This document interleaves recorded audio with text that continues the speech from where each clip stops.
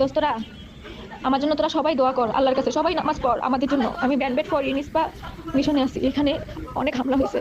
জানি না বাইসা ফিরে আসতে পারবো কিনা দেশে। তারপরও সবাই আমার জন্য, আমার সহপাঠীদের জন্য দোয়া কর, যারা বেঁচে আছি, যারা তারা যেন আমরা সবাই বাংলাদেশে ফিরে আসতে পারি সুস্থভাবে। আমাদের জন্য সবাই, তোরা সবাই নামাজ পড়ে দোয়া কর। দোস্ত, অবস্থা খুব খারাপ। আমি এই ক্যাম্পে আছি, অবস্থা খুব খারাপ এই ক্যাম্পে। এখন নেটও থাকবে না, কি যে অবস্থা হবে, আমরা বেঁচে থাকতে পারবো কিনা জানি না। ওরা যুদ্ধ বিমান দিয়ে অ্যাটাক করছে আমাদের উপরে।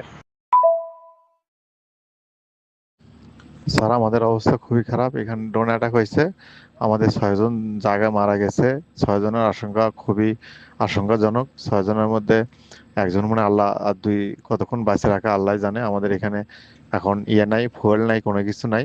ফুয়েল স্টেশন উড়িয়ে দিছে, জেনারেটর বন্ধ, প্রায় নেটও বন্ধ হয়ে যাবে। যতটুকু তেল জেনারেটরের মধ্যে আছে ওইটুকু শেষ হলেই শেষ।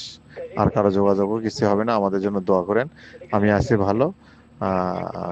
কি বলবো এখন, বাকিটুকু আল্লাহর ইচ্ছা স্যার।